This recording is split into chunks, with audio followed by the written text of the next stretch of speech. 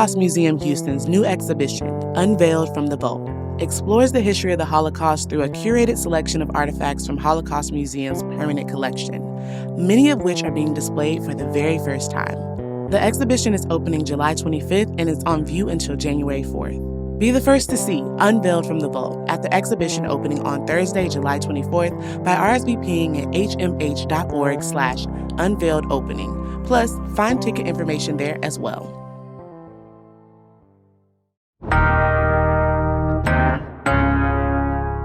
Today on CityCast Houston, private school vouchers are coming to Texas, and not everyone sees it as a bad thing. I'm talking with Cassandra Bandy, a local education leader and former member of the HISD Board of Managers, about why she's excited about their potential.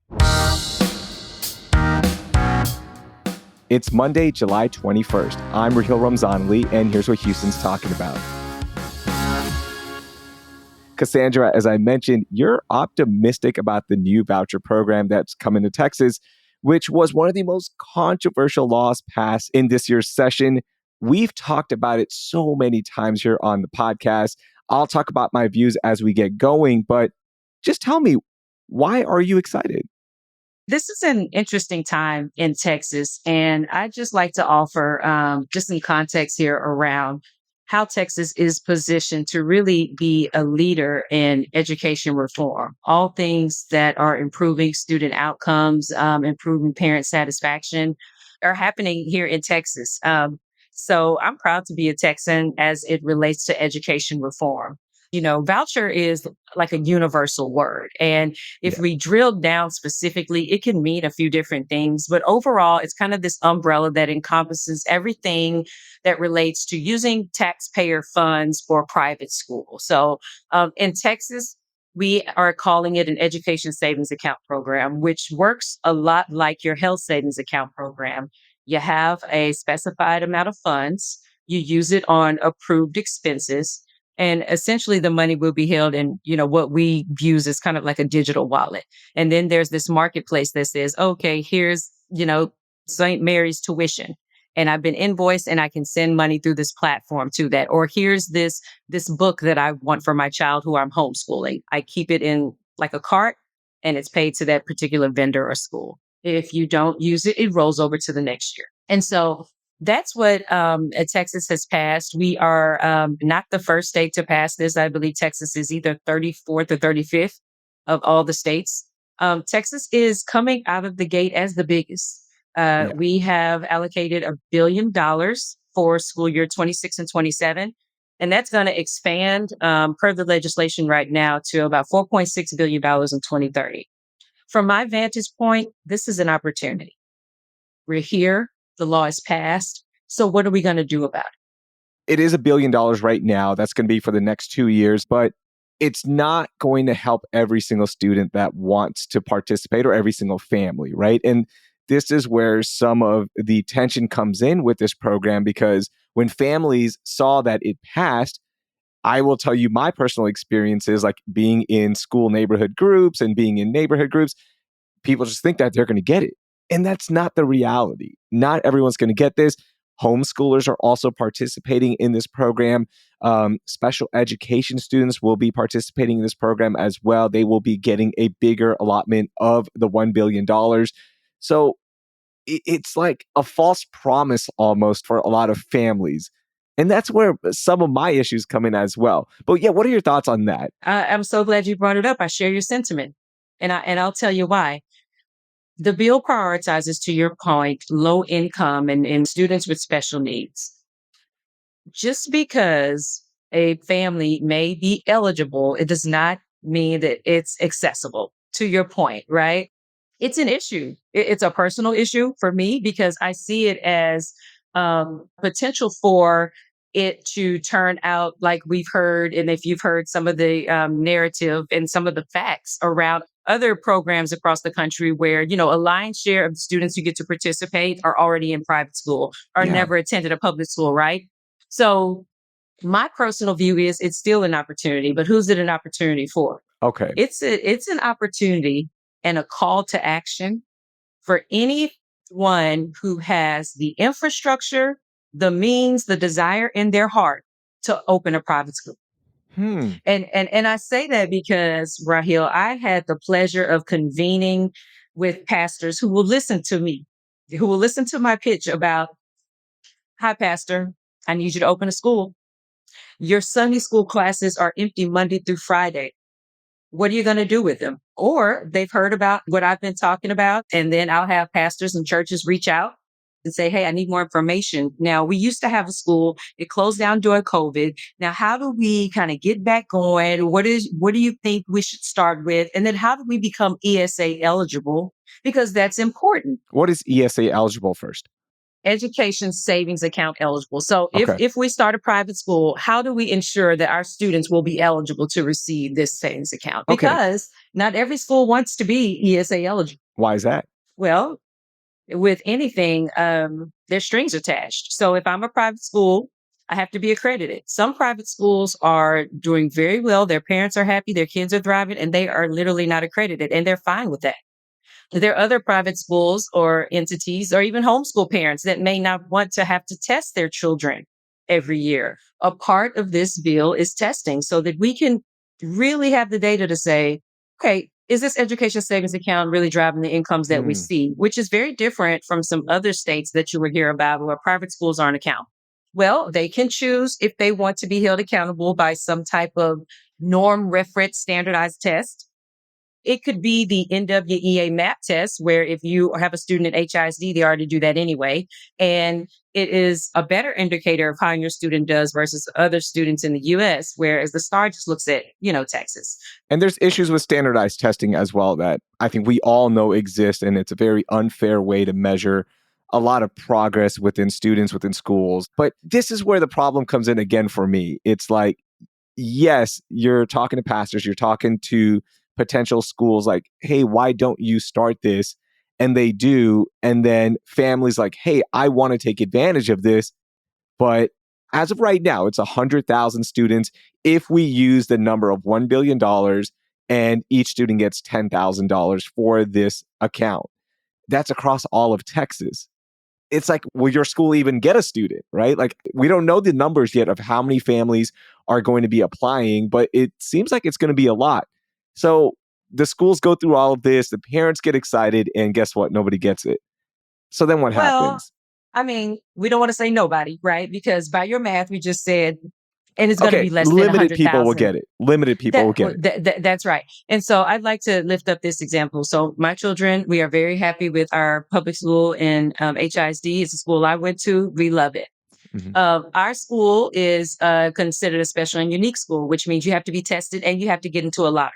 So our independent school district has school choice, but there's no guarantee that my kids can go to the school of our choice because it's a lottery. And there are multiple families around the city who have students who are high achieving, gifted, and talented who have not gotten into their school of choice. Their parents didn't have a backup plan because they were sure we'd get into one of 5 high schools, for instance. And they live in my neighborhood in $1 million house and have to send their child to a Dear F school. That's Yeah. school choice as it exists right now, right? Yeah. And you tell a parent, well, I have to go through this exercise anyway with the independent school district. I might as well do the same for the education savings account just to kind of, hedge my bets, have a better chance for Yeah. my child. So what I will say is a child with an engaged parent is always going to win. No matter if they're at a C school, a D school, or F school, an engaged parent will always put their child in a position to win. And what an incentive other than an education savings Yeah. account for parents to get more engaged. If we had engaged communities and more engaged parents, we wouldn't have underperforming schools because the community would rally around and offer those supports, right? Yeah, and I want to talk about that because that is one thing that people bring up like, hey, could we use this money better to help our public education system and our schools that are operating within the system right now? But before we talk about that, let's talk about your background because look, people change their opinions. I am open to being sold on this program, helping a lot of people. I am open to always changing my opinions. You have served on the HISD board. How much did that shape your opinion on this program and your views on it? And Was there like a specific moment that shifted your thinking on this? Well, I got appointed in 2023 and I was immediately asked about vouchers because it was in the last session, right? Hmm. It was up last session and then it failed. And I really did the stiff arm, Raheel. I said, "Oh, that's not my business. I'm on the ISD board. I don't have a dog in that fight." Well, it kind of died down after it didn't pass and then got this momentum. And some organizations that I was a part of, because I was on the school board, said, "Hey, can you come educate our people on what this is? Like, we're not clear on it, or can you give your opinion?" And so I had to get smart on it. I had Mm, to really study it and get smart on it. And I'm like, wow, there's an opportunity here. And I'll tell you, I see a lot of opportunities. I see some opportunities for my neighbors who send two kids to a private school with a high tuition, who pay ISD property taxes, which is the highest property tax bill in our county, and they can't send their kids to the local, high school or middle school because our schools in our area are in DNF. And, this is my neighbor. And so I understand her when she's like, "Can you educate me? Like, I'm interested in how we get some help." And then I've met some factions of parents who really faith-based folks like Catholics whose schools have closed down since COVID. And wow. they're like, wow, that would be great if the school opened back up. And we're talking schools in Fifth Ward. We're talking schools in Denver Harbor. We're talking schools in Trinity Gardens. Catholic schools that were predominantly Black and brown that are no longer serving those communities. My dad went to one of them in Fifth Ward. That was his upbringing. And they're closed now. And we're talking about the areas of the city where the families are most dissatisfied with their public schools because they're underperforming, Yeah. And these are also the hotspots to where we see charter schools popping up because, again, another choice. This school's not serving my child well. I should just try this one. We're seeing school districts be more and more open to open enrollment. So Humble ISD is open enrollment. Deer Park, which means I can live outside of the district limits, but I can go there if I'm dissatisfied or if Yeah. for whatever reason. And so those are the types of choices. And I think those are the types of things we'll see pop up because enrollment declines at ISD is a real thing. And so I want ISDs to start thinking about, how do we increase enrollment? How do we open it up to everyone? This because we're competitive now.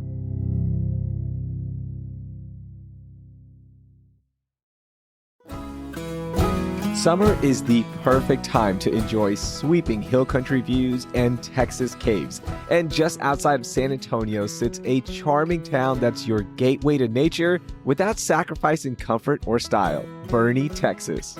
Boerne is one of my favorite Texas towns because they've got live music, outdoor markets, car shows, and so much more happening every weekend. Plus, my daughters love saying Boerne. Say it with me, Boerne. If that's not enough, you have to stroll the Hill Country Mile, aka Boerne's walkable downtown that's lined with locally owned shops, art galleries, beautifully preserved buildings, and of course, cozy spots to grab a bite or a drink.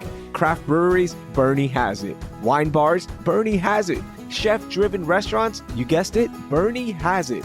Ready for a summer escape that feels like a hidden gem? Start planning your trip at visitboerne.org. From trip ideas to event calendars, it's all there waiting for you at visitboerne.org.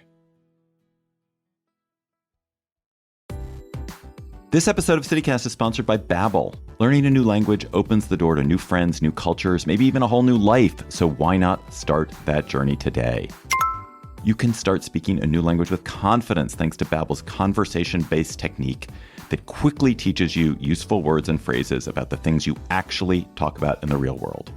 I'm CityCast CEO David Plotz, and I've been learning Spanish with Babbel, just one of the 12 languages you can learn with it, including Dutch, French, Italian, which is going to be next for me, Turkish, and Russian. I love the interactive dialogues that Babbel has, which allow me to practice what I've learned right away, and also the speech recognition function, which makes sure I'm getting the pronunciation just right, which honestly, usually I'm not. Also, I love that Babbel's lessons always cover actual things that I talk about in the real world, like food, talking to people I've just met, and also food. Staying motivated to learn a new language has never been easier thanks to real-time feedback, progress trackers, and handy visualizations in only 10 to 15 minutes a day on Babbel's mobile app or website. So get talking with Babbel. I want you to learn another language, so I'm teaming up with Babbel to gift you 55% off subscriptions, but only for our listeners at babbel.com/citycast. Get up to 55% off at babbel.com/citycast. Spelled BABBEL.com/citycast. Babbel.com/citycast. Rules and restrictions may apply. Like me, you're probably looking for some good road trips to make the most out of summer. Well, let me tell you about Port Aransas. My family and I spent a weekend there, and we can't wait to go back because Port A is such a unique beach town. First, almost everybody rolls around the island in golf carts. It is so cool. Second, you can make sun-soaked memories by hanging out on the beach all day, or mix it up and try your hand at some surfing or parasailing. We did that and the entire family loved it. Or you can go fishing with one of the many charters setting sail from the harbor. Port A has something for everyone, and it's an easy drive from Houston, making it a great road trip destination. One visit and you'll see why generations of Texans have anchored their traditions to the island life. Go to visitportaransas.com and plan your trip to Texas's beach. You know, you recently joined a board for a private school on the Southwest, Bethel's Family Christian Academy, right? And one of the big questions for when vouchers do roll out is that will private schools have enough seats available for kids, whether there'll be high quality private schools in less affluent areas as well, right? Like, will there be a place for these students to go to if they are accepted into this program? Thinking about that school as a case study, again, Bethel's Family Christian Academy, how are they preparing for the voucher program, and how are they planning to meet the potential new demand?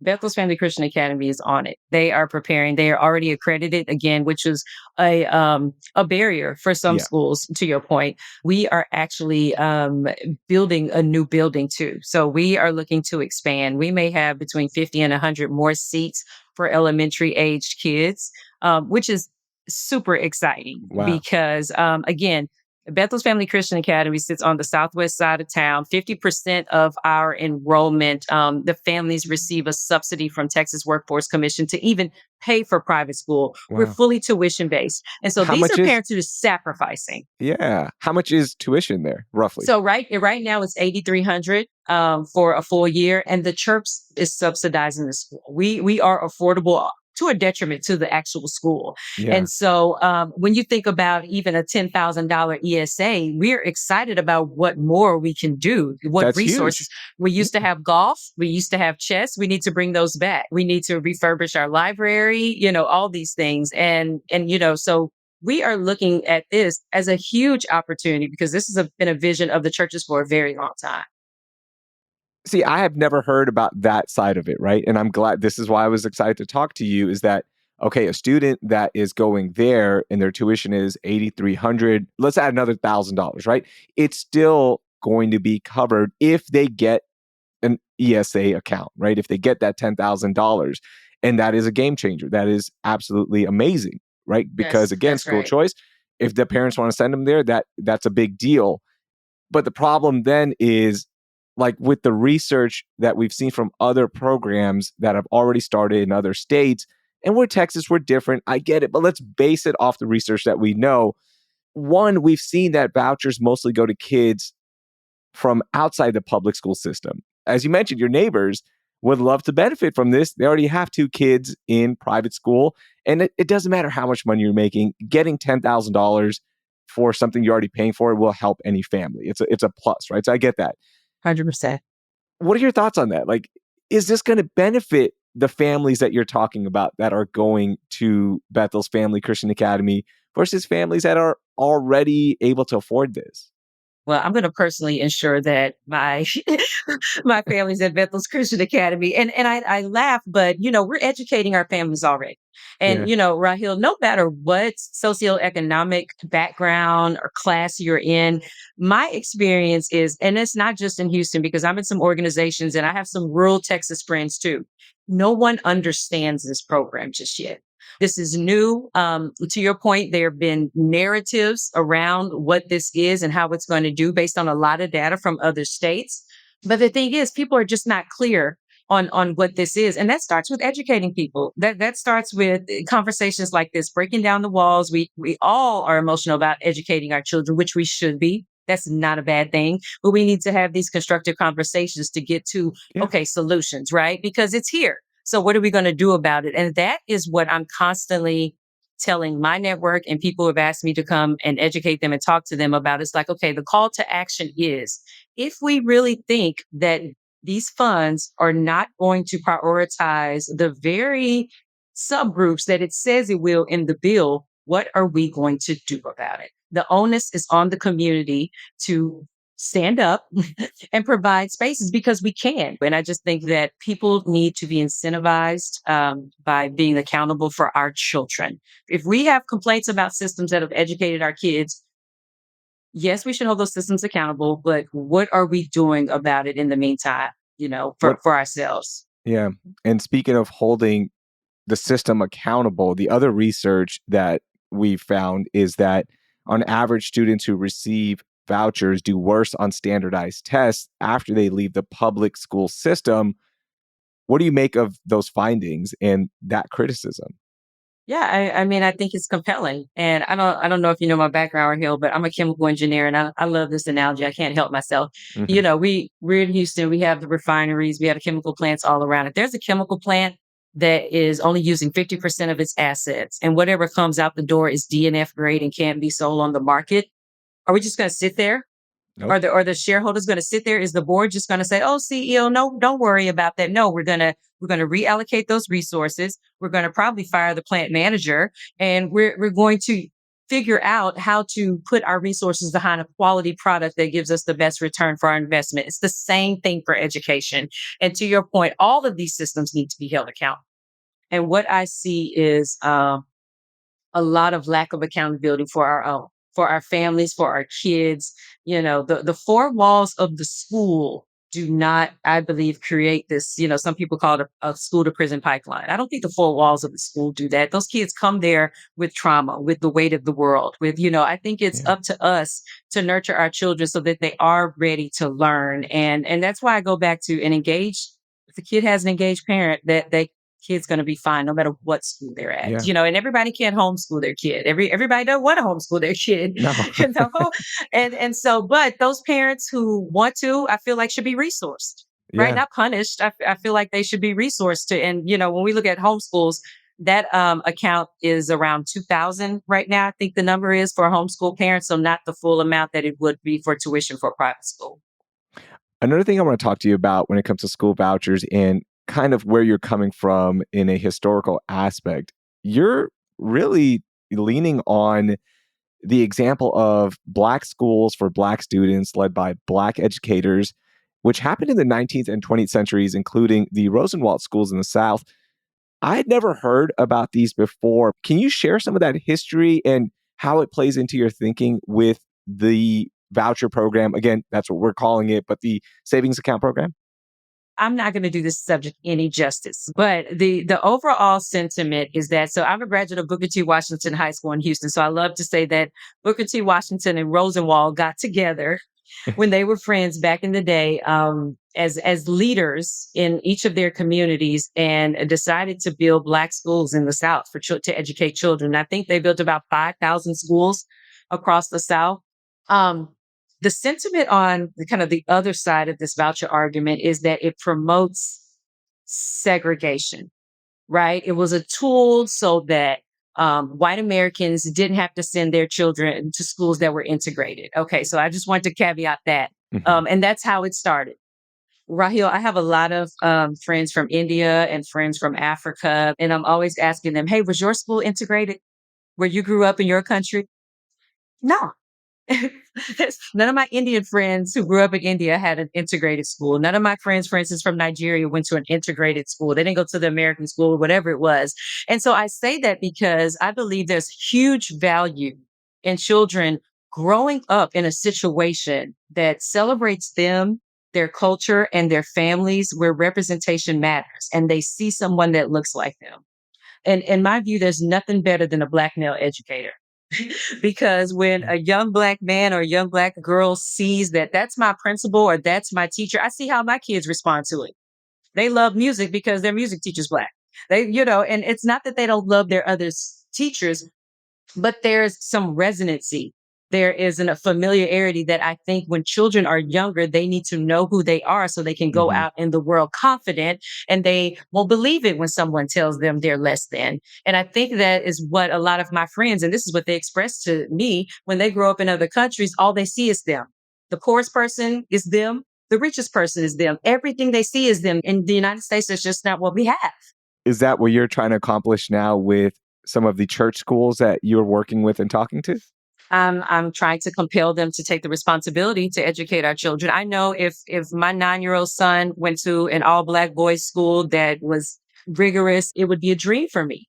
And Yeah, the same thing for my daughter. And it has nothing to do with anyone else besides making sure that our children grow up knowing who they are, because everything else follows that. If you go to therapy, your therapist asks you, how's your child? It's just like that's the root. And so I just believe that if we look at kind of like what we call the art of the possible and what could really be happening, and how we can educate our kids. And if we're complaining about other people educating our kids, we just need to do it ourselves. And so really true. the private school, if we are fighting about curriculum and indoctrination, and not teaching Black history appropriately or not teaching whatever history appropriately, then start your own school and teach it like you think it needs to be taught. Yeah. Are you going to apply for vouchers for your kids?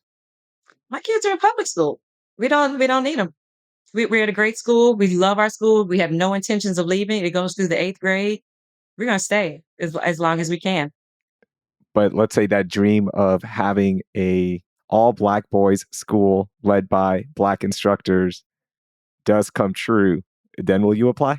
I'm beating down the door. I'm gonna apply. If I don't get one, we're gonna figure it out, because that would be a dream for my son, to be around people who are like him, who celebrate him, who sees him for who he is. I would love that. I would love the voucher or no voucher. We're there. Okay. Let's say 5 years from now, we get all the data back and we start learning that this program isn't helping those who we thought it would help, right? It is playing out like it is in other states where kids who are already going to private schools are benefiting. Yeah. Will you be as public and hold the system accountable? Well, here's the thing. I think we have to just be ready to accept that. I mean, we don't have enough private school seats today. Hmm. We're not going to have enough private school seats in 5 years. So I think we have to really accept that, but we have to be intentional and we have to work closely with our policymakers. The ledge meets every 2 years. There can be an amendment to this bill after 2 years. Yeah. There can be an amendment to this bill after 4 years. What the comptroller by law is required to do is to go to the ledge and say, hey, I know y'all gave me $1 billion, but this was actually the demand for the program. So by law, we are required to disclose what the demand is for this program. And the ledge can either increase the amount or not. But there's going to be huge demand. And my personal mission is the supply. Hmm. How do we unconstrain the supply? We have a serious supply problem. And in any market, if there's a supply problem, demand's going to exceed supply and we're going to strain the system. And then you're going to get these rumblings, and it's going to be true. What you're saying, I don't believe that what you're saying is actually not going to happen. What I would love to see is how many more kids got the opportunity, how are they doing? And that can inform policy amendments. And again, maybe supports to help further bolster the incentives and resources to help people start schools. And I think as a community, we need to be open to the possibilities and start looking for opportunities instead of really denying the inevitable, because it's here. So It's true. here. It's Yeah. here. We're going to keep our eyes on it. Cassandra, thank you so much for joining us and for sharing your thoughts on what has been such a heated topic here in Texas. Thank you, Raheel. It was a pleasure. That was Cassandra Bandy. She's the founder and CEO of X10EDU, an education-based consulting company.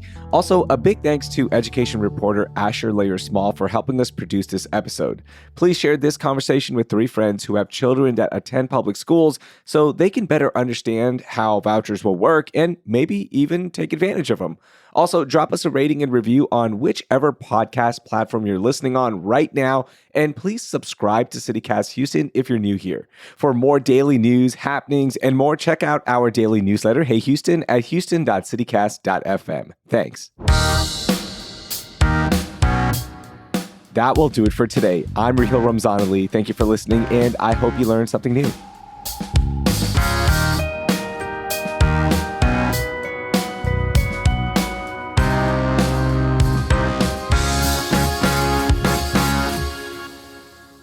Give me $10,000 for public education.